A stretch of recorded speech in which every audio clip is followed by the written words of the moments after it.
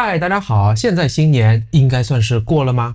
人家柔佛要过到大年初21。哇哦，今天我们就要来讲对红包认识的改变啊，也算是一个小小的认错视频。那今天啊，我们要讲的内容还会包含我在中国和大马我们关于红包的种种故事啊，手里就有一个啊。那么开始之前，如果你是新朋友，我们今天啊要分3个部分啊来告诉大家。首先，在中国的红包有些什么文化，意味着什么？第2个部分呢是过去我对大马红包的认知是怎么样的，而第3个部分啊，那就是现在我对大马红包的认知是怎么样的。第3个部分会比较深、比较长，希望你和我们一起看到最后。每个部分我们就拆解一下红包吧。哦耶！OK， 那么第1个部分，在中国红包，有一些什么故事啊？让我来讲给你听啊。一样的啊，开始之前，我们先给大家看第1个啊，我要拆一个红包。这个红包很特别哦，是王太给我的啊。今天王太不出镜，但是他的红包出镜啦。更正一下，欧卡 second 给你的。哦。你看欧卡。没想到王太的落款还用了欧卡，你看，本来就是欧卡嘛。这是我们的观众，非常有才华的林先生，他跟我们讲的新年大礼，自己要给自己发红包。恭祝我们，你看，恭祝比利啊，宏图大展，财源广进。我已经做过短视频了，大家会看到。没想到下面有观众说，谁给你红包，谁就是你的老板啊！看来王太是你的老板。哎呦，我的这个红包应该就是给晚了。这是欧卡 chicken 给你的，我们是对吧？我是义务的。这是我们拆的第1个红包。那讲回来，在中国的故事，我在微信上面看到一个小朋友啊，和他爸爸互相吵来吵去，爸爸就说把钱拿回来，小朋友说凭什么？每年红包都是给我的钱，8450，为什么要拿走呢？然后爸爸就说不是跟你讲了吗？这个钱别人给你的，我们要还礼，全部还给别人的。你好好读书，我给你留下10%。哎呀，最后噼里啪啦还把小孩打了一顿。这难道是你吗？不是我，你跟我要讲的一模一样的话吗？啊！红包你看啊，大家能够品一品，体会一下，红包价值很高的时候啊，你就只能把这里面的关税抽出来了，以实现贸易顺差逆差平衡。这个是不是有点变味了呢？我们在第3部分也会探讨的。那么我想这个趴我讲了这2个故事，王太能不能说说看你对中国红包的认知？你可以讲故事，也可以跟我们 reasoning 一下，我们很快让大家对中国红包有个认知。红包啊，红包嘛是伤心的回忆啊，伤心的回忆。就我们小朋友只有一种红包，就是压岁钱嘛。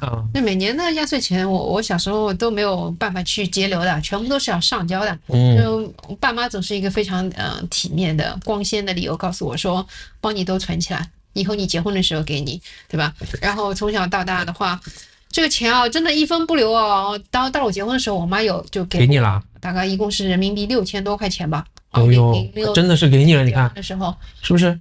我这气死了，你知道吗？我想一想，当时买个什么羊肉串只有1分2分一串，我想说稍微节流一点点，我这是人生巅峰的赢家，我可能就是小卖部里面的金主，在同学面前可拉风了。我一定是那种什么怎么说呢，大姐大，我以后后面跟的肯定是一般小弟小妹。你这个就我真的，我当时心里面就是觉得说，这个钱但凡给我留一点的话，我的童年会充满很多的甜蜜或者说欢乐。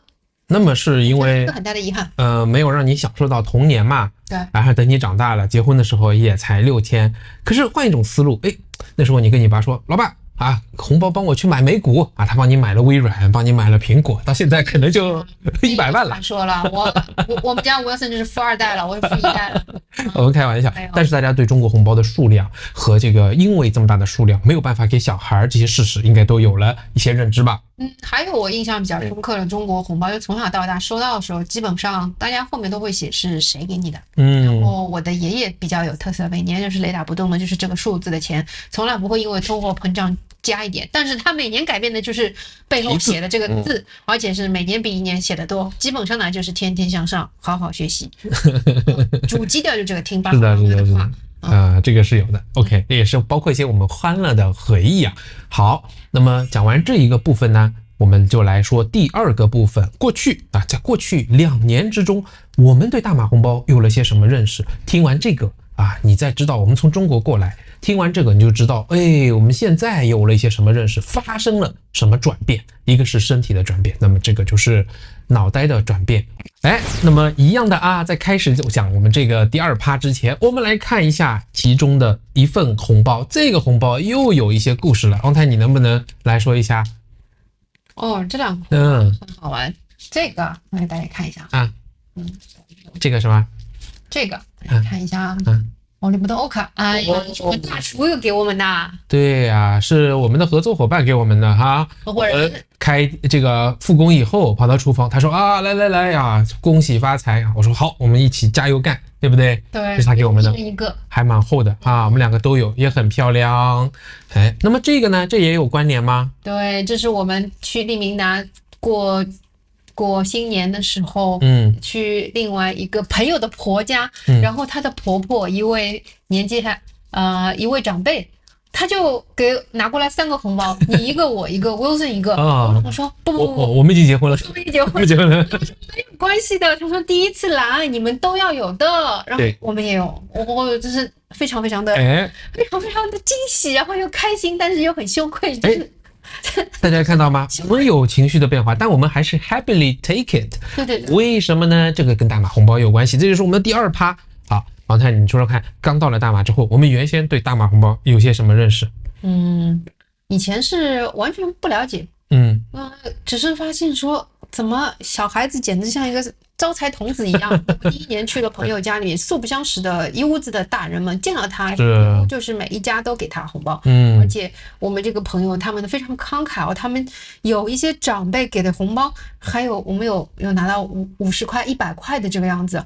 是就觉得非常的诚惶诚恐啊，会觉得说天哪，我们以后都不知道还有没有机会见面，我们拿了这个钱，我们怎么还人家礼啊？你知道吗？就别人第一反应就是这样子，挺热情的是吧？给我们小孩子很多，但集中在小孩，而且大家不要误会，因为去年和前年呢，我们就已经认识到大马的红包数量不应该有这么高我们知道那个朋友对我们很好，那么这当时是有一个认知。你看去年在新年的时候，我还做了一个节目，请台湾的，请我认识的福建的朋友、泉州的朋友，让他们去讲一讲这个他们分别，还有广东的朋友分别这个要给多少红包，什么场合下给多少，结婚过年然后有没有造成经济负担，农村是什么情况，大家可以去，特别有意思。这些采访暴露出红包不管在台湾还是在中国吧，这个给大家造成的这个冲击经济的压力还是比较大的，对吧？不一样的红包文化，就中国的红包这个大的确实是一个经济负担，但是这边的话，我们当时觉得负担就是因为不知道还有没有机会去还这样一份的情谊嘛，是那种愧疚的心态。因为小小的，但收到很多很开心上的负担，我们是可以感受到这样的一种开心的，所以我们当时对红包做出的一个结论和判断也是说，这个数量小挺好的，你可以有一种红包本来的意思，那么大家不会有很大的负担，也很开心，是吧？是，我也有一个朋友开解我，就是说你需要排毒嘛，你刚刚来到一个新的国家，以前不有的思想你需要排除掉，其中一个就是说所谓的你收礼之后要礼尚往来，不要想到立刻马上如何去还给人家，这也是一种无礼。他说就是我们那个非常聪明的这个天才朋友跟我们说，承蒙别人的善意，这也是一种美德。 Just take it。 Yes, take it。 对，我觉得他这说的很有道理我们这种急于偿还的心态到底是哪里来的？我仔细想了很长时间，我都没有想出这个源头，但只是可能爸爸妈妈小时候就敲打我们说有来有往这个样子。爸爸妈妈在我们收到红包的时候会反复叨念说，哎呀，你这个钱拿过来我马上要还出去的，我还再加一点还出去可能给我们这个造成了必须要立刻甚至是再加多一点还出去的这个想法，但是这个有点太功利太精神情味了，而且呢它这个金额太大了，金额很高以后你就怕给别人造成负担，你也 take 不了这个，所以就能还回去，其实意义就不大了，对不对？大家都能听到出刚才我们讲的中国和这里。好，那么我们就来讲第3个部分。现在我们对大马的红包它的认知是什么样的？我们再看看心理上脑袋里发生了一些什么改变啊，才能称之为认错嘛。那么开始之前一样的就可以拆解这个最大的红包了。你看这里面一共有4份是吧？是，它里面有4份2份是一个颜色，2份是一个颜色，然后包在一个这么漂亮的像一个时尚的这个这个手提小包里边的这个打开，王太你要不你来解释一下吧，这个红包。这就是我们生命当中的贵人，一对马来西亚夫妇他们送给我们的过年红包，而且他们是夫妇2个人，一人给我们送1人1个，也就是说一包送出了4个，并且红包后面还有他们手写的字，对，这个写的很好啊，对，这个还是带着贺卡的，带着字的，也是很厚的，并且把 Wilson 照顾到，把我们也照顾到了，对吧？他说，对，我们广东人这个你们大人也要拿的。我们就好吧，我们也把它拿下来了。对，真的是我从来没有想到过，就是朋友之间，我们虽然他们比我们要年长一点，但我始终觉得我们跟他是同辈人。但是我忽然之间想到说，这其实就是超越了朋友之间的关心，还有一种就是前辈对于晚辈的一个提携，还有在精神上，包括你看他后面写的非常感动，看到了这些手写的字体又非常的美，是真的会觉得说，第一个，我觉得这个红包对我来说，它就变成了一个吉祥物，我觉得我会把它放在一个非常好的地方，我可能每天都打开看一看，甚至我可能想其中一个我要每天都带在身边，我要把这个祝福让自己践行下来，真的变成私房钱。是，大家你看我们讲的故事和我们要分享的内容实际上是高度关联的。那么现在你就可能听得出第3部分，我们目前对大马的红包这个文化的认识是什么样的我想要说去年我只认识到，这个金额小，经济负担小，挺好的，停留在理性层面。现在我的认识是，我觉得给红包在大马相当于是大马表达感恩感谢的一种方式，或者表达你的那种对别人的友善的一种方式。对，给红包相当于你每给一次红包，相当于在大马再过一次感恩节。这是我的一个理解，这是一种 Thanksgiving 觉得有道理的话朋友们点赞帮忙转到一个 WhatsApp 的群OK， 王太，不知道你现在对大马红包是什么样的一个认识呢？是我也同意我觉得给红包是一个非常好的一个仪式，很有仪式感的事情，然后也是表达了你一种 gesture， 就是我很关心你，然后呢，我希望你拿到好运，然后这个东西，这个钱嘛，大家都说，你就看马来西亚人新年，大家问候对方是怎么说的？新年快乐，恭喜发财。对，又翻译过来，发财就是属于我们在中国的时候，大家可能不会把恭喜发财在这个嘴巴上面，在拜年的时候直接说出来，就是你会发现说，大家很希望说在财运上面，每个人在新年有一个很好的这样一个开源，然后你也作为一个对方开源的一个贡献者，contributor， 对吧？然后你就会发现说，这个貌似好像金钱崇尚，一切都要恭喜发财的社会之下。他用这些钱，他是代表了我对你很好的祝福。第二个呢，也就是让你感受到说，钱可能是很重要的。对于你来说的话，我们要好好把自己的生活经营好，财源广进，然后我给你一个好兆头。Very well said. Good. 然后一点我就觉得说，其实对小孩子这种小额的红包压岁钱是一个非常好的理财教育。因为这孩子的话，你就不会像中国，我也不是炫富今年过年的时候，你也知道，我爸妈非常非常执拗的要给我孩子发一个5位数的人民币5位数的红包，对吗？对我们是非常大的困扰对之前12岁的孩子，我是不觉得他有这个能力能够管理这笔金钱。但是你说马来西亚的小额红包，对我们来讲的话，就小孩子拿这些钱，我会觉得说，这些钱对他来说，即使他全部乱花的话，可能对他是一个很宝贵的 lesson， 但这个 lesson 也是 affordable lesson。没错，5位数的一个红包，如果是好几个亲戚都是给那么大的红包，这个太沉重了，这个无法承受的教训所以让我来捋一捋我们再来看一下，为什么大马的红包能够在我的眼里变成一种感恩节呢？你看，它金额不大，大家都 affordable， 它会带来好多的好处。这样的话，我可以发放的面、发放的场景就很多，那么我不会造成心理的负担。什么叫发放的面和场景很多呢？你看，我们原先只认识到说，在大马我要给保安也要一个红包，这是表面的，我们才了解，但是背后有其更深的含义。然后很多观众就马上就问我啊，不止啊，那些园丁啊，或者这个来清扫的那些当地啊嘎嘎呀，我也会给他一个红包，这也是我得出感恩节的一个原因啊。你看有这样的量的情况下，我可以正常的突出红包那本来的含义，我可以把它那种感谢感恩拉近人与人之间的亲密表达友善的作用给凸显出来。可能10%和钱有关系，90%就是表达友善。那我们再看另外一个，我们就以自己家王太刚才讲的案例来说，你给这么多小孩 take 不了，那么如果是平辈之间我们要还礼，对吧？那么小孩 take 不了，你看在我们家就发生这个事啊。我刚得知这个事情的时候，我就跟王太说，我说不行，我们一定要阻止爸妈给小孩那么大的红包。那么王太马上就说，哎呀，这样好吗？我姐姐也在劝我说，你这样去跟老人说他会不开心的，这里面又多出很多没有必要的这个情绪啊，你讲的面子啊等等这些无关的问题了。所以你看这个问题里面90%是钱，还有10%是他想要表达的，哎呀，你们远在其他地方，我们也想关心到你们，表达一种情绪，它就变得很难了，对吧？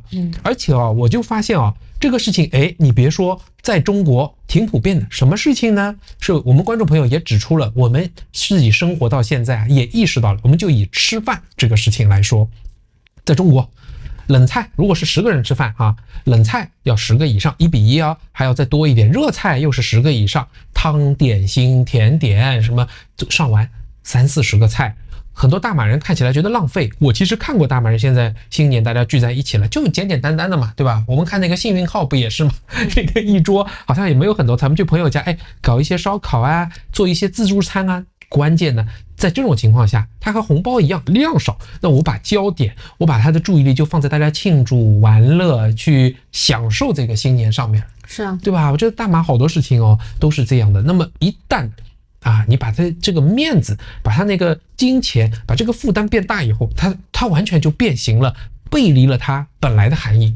是啊，而且就是其实这2天有网友有观众给我们频道里面留言嘛，在那个我们给保安发红包的下面，他认为这是一种华人炫富的文化的呈现嘛。我其实不同意认同这样一个观点有富为什么不能炫？开玩笑。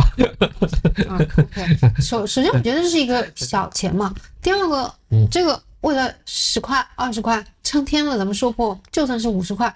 这个50块也有必要值得炫吗？我们想要表达的是这个意思吗？其实并不是。第二个，多数人给出的这样一个钱，他们一定也不认为自己是大富大贵的那种 top 的首富吧。我们发现是很多平凡人，你看那一则视频下面，好多人说他们一直都常年有这样的习惯。